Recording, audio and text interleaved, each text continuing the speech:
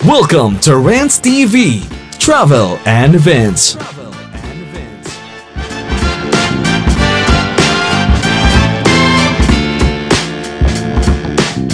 Samahan niyo kong mag-train rides guys today, November 16, 2024. At ngayon nga po ang official opening ng LRT1 Cavite Extension Phase 1. Dito po tayo mag-start sa Dr. Santos in Sucat, Parañaque City.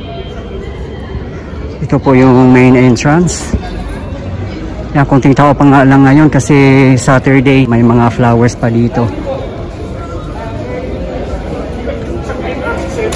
At makikita mo talaga sa mukha ng mga pasahero na masaya sila at napaka-excited. Sino pa naman po hindi matuwa nito guys, diba? Bilang Pilipino, proud na proud po tayo.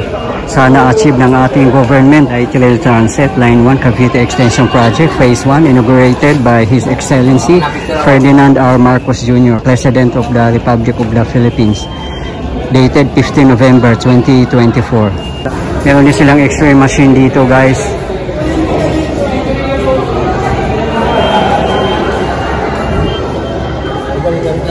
Yan, dyan po tayo galing sa labas kanina. Yan po ay SM City Sucat. Napakalapit na po dito. Ayan po ang new system map ng LRT1. Kung galing po kayo ng North ay Fernando Po Jr. Yan. At pinakalas po dito, end to end is Dr. Santos, formerly Sucat. Marami pong salamat sa lahat ng bumubuo ng LRT1 Cavite Extension na naisakatuparan na po ito at na-enjoy na po ng sambayan ng Pilipino. Diba guys, napakasarap po isipin at titingnan natin na umuusad na po ang bansang Pilipinas. Sana po patuloy po tayong sumusuporta sa ating government, lalong-lalo na sa mga namumuno para mas malayo pa ang mararating natin at hindi na po tayo mabibitin sa ibang bansa. May vending machine din sila dito. At yan naman po ang mga cashiers. What a coincidence guys, no? Kasi LRT1 started by former President Ferdinand Marcos Sr. At ngayon naman sa pag-inaugurate ng LRT1 Cavite Extension headed by President Bongbong Marcos. Kaya nakakatuwa po ito. Papasok na tayo guys. 25 pesos pamasahe from Dr. Santos to EDSA TAF. Doon po tayo bababa guys kasi mag-MRT 3 po ako along EDSA. Ayan, at ito na po yung loob ng Dr. Santos na napakalinis at napakaluwag. Talagang fresh na fresh.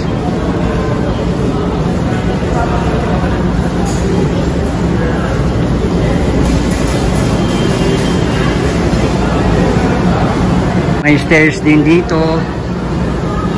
Ayan, stairs at saka escalator.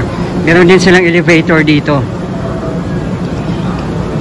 Dito po tayo aakyat kasi papunta po tayo ng northbound at ang baba natin ay EDSA TAF.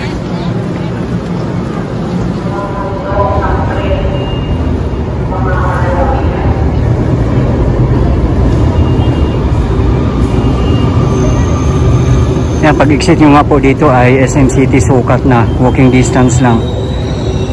Kaya pwede na kayong mag-shopping pagkatapos nyo dito. Ito po yung elevator nila.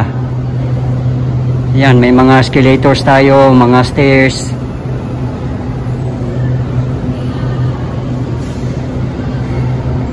At dito naman yung restroom.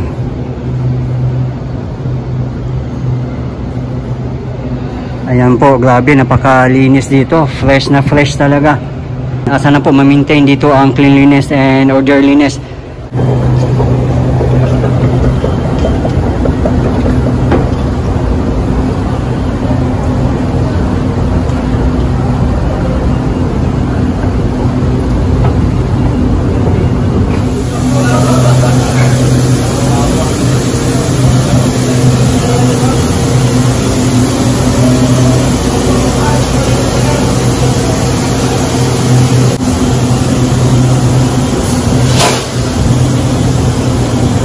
Okay guys, sakay na po tayo guys ng 4th gen train set. Wow, napakaluwag oh. Walang gaanong pasahero kasi nga it's Saturday.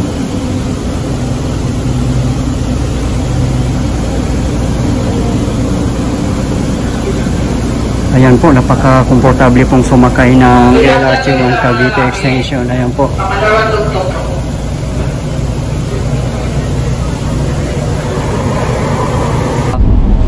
Next station, Ninoy Aquino Avenue Station.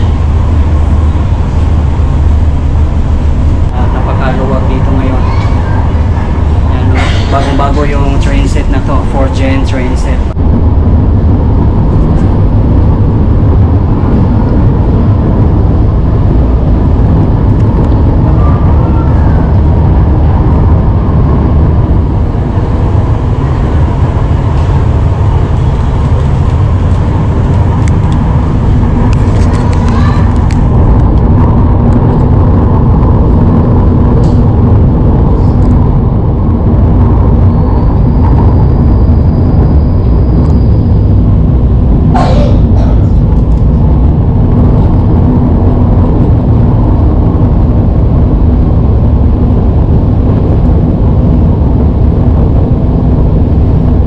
Ang pinakamalapit po sa airport natin guys ay Ninoy Aquino Station. Ayun na po ang susunod na station.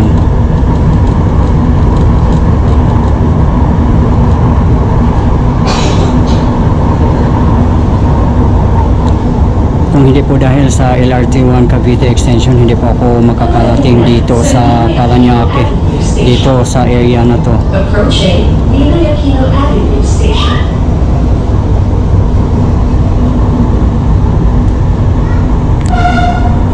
Ninoy Aquino Avenue Station. Ninoy Aquino Avenue Station.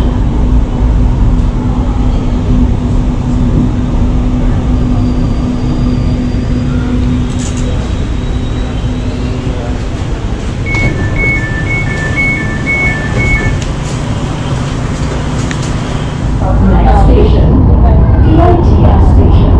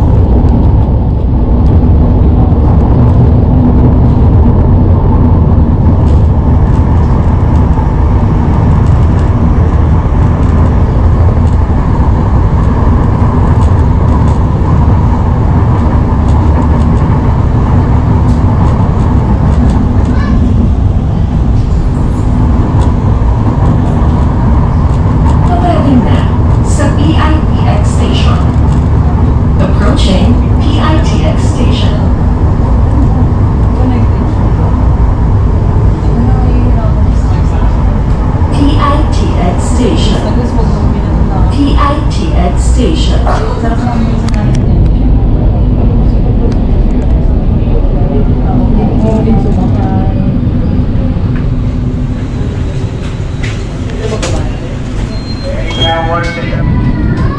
Ang susunod na istasyon ay Mia Road Station.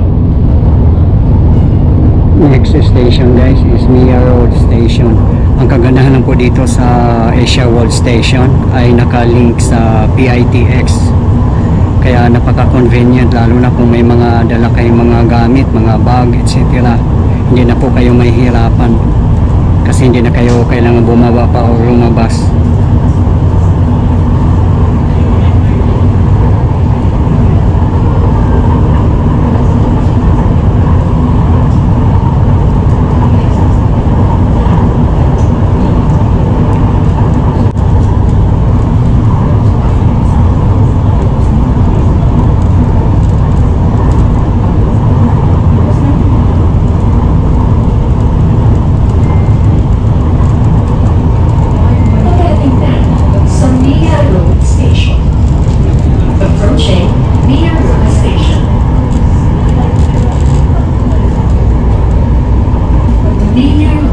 Station. Weir Road Station.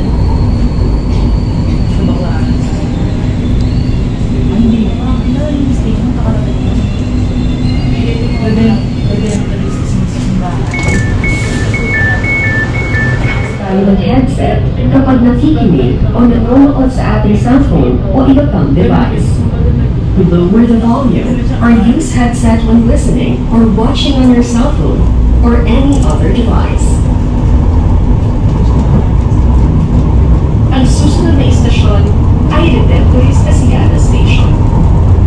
Next station, Redemptorist Asiana Station.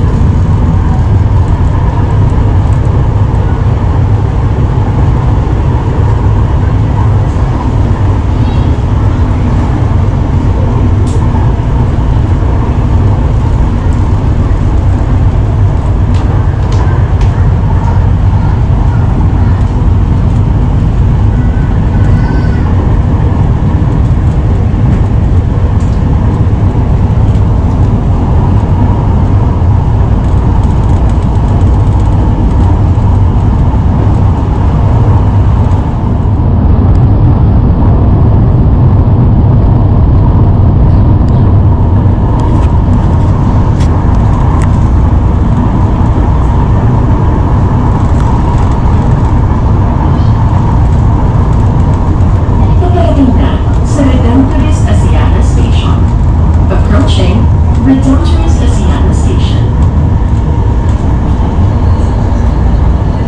Redemptorist Asiana Station. Redemptorist Asiana Station.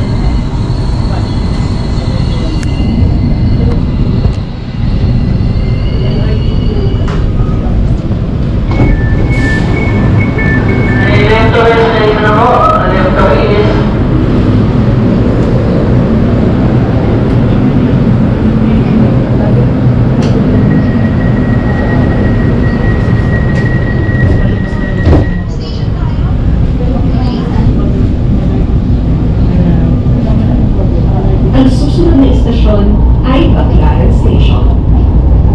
Next station, Baclaran Station. Ayan na po ang Baclaran Church or Redemptorist Church. Ayan po, oh. Grabe, sa bungad pa lang ng Redemptorist Church, ang daming mga vendors. Talagang bumabaha. Ito po yung kahabaan ng Rojas Boulevard.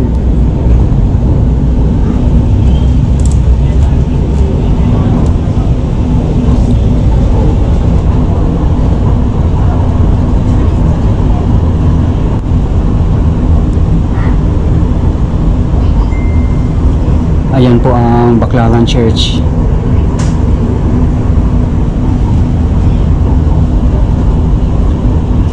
Para sa mga deboto, napakadali na lang pong pumunta dito by train. At dyan na po kayo bumaba sa Redemptorist Church. Meron pong overpass doon, kaya napakadali lang pong tumawid.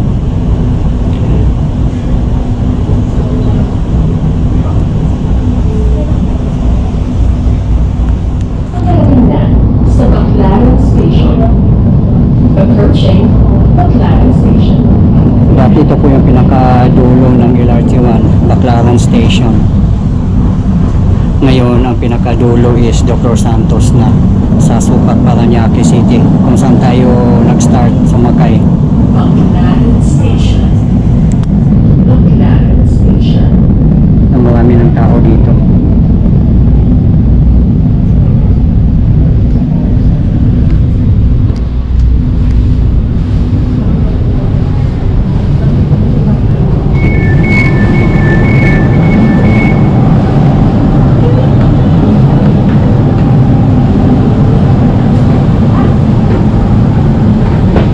Pagdating dito ng Baclaran, ang marami ng tao.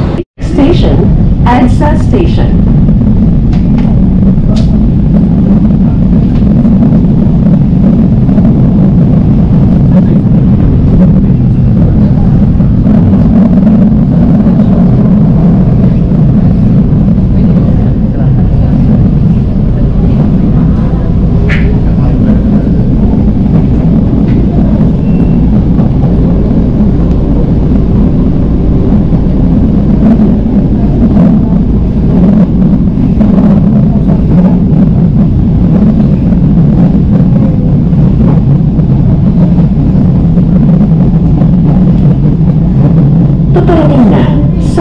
EDSA Station. Ayan po ang Approaching EDSA Station.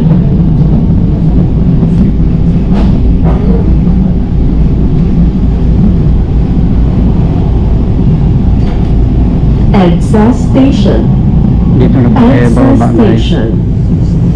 Ang bilis na po ng biyahe, nasa 10 minutes lang po from Dr. Santos hanggang dito.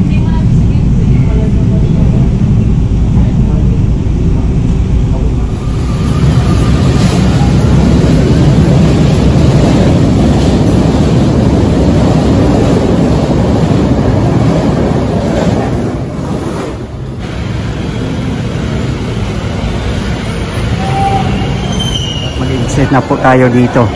At sasakay naman po tayo ng MRT3 along EDSA.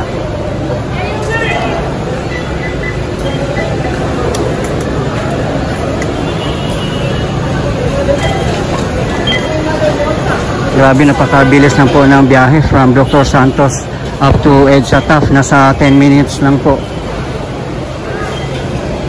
Kaya napakasarap sa feeling at napaka-convenient ng sumakay at mag-travel kung saan mo gusto. Kaya mabuhay ang Pilipinas.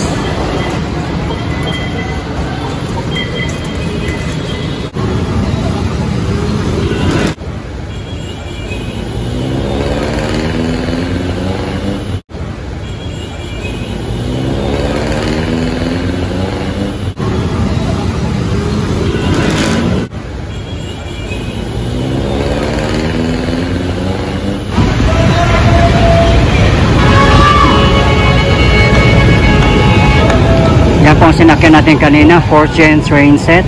At yung paparating naman ay 3rd gen train set.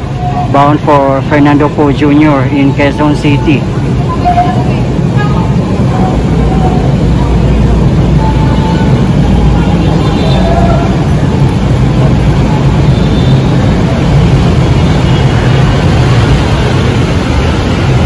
Sa mga hindi po nakakaalam, kung gusto nyo mag-transfer doon sa MRT3 along EDSA, dito po kayo bumaba sa EDSA TAF Station ng LRT1 kung galing po kayo ng South, kasi dito po ang pinakamalapit.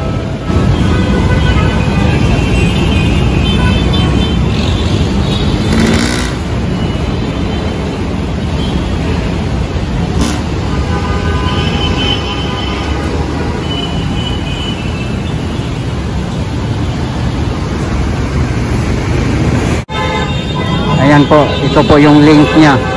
Nakalink po siya mismo, kaya hindi na po kailangan bumaba kayo.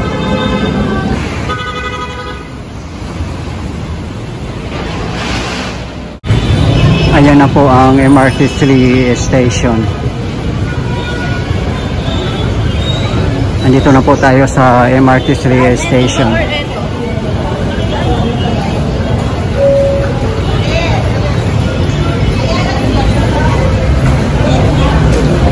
Grabe, daming mga tao dito.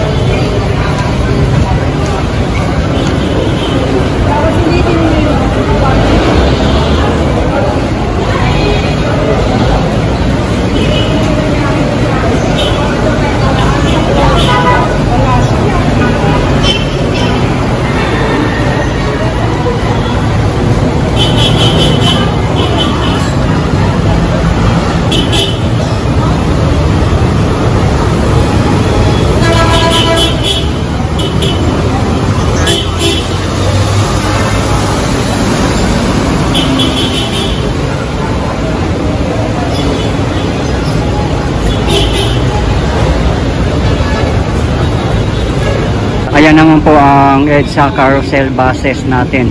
Ayan po, napaka-organized na po. As you can see, traffic nga northbound. Ayan po.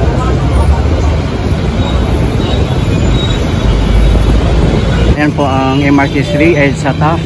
Last station po kung manggagaling kayo ng North Avenue in Quezon City.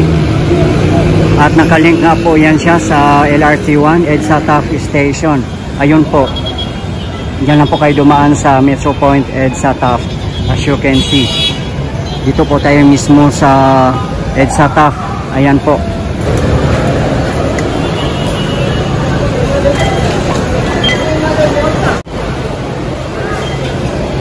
Kaya napakasarap sa feeling at napaka-convenient ng sumakay at mag-travel kung saan mo gusto.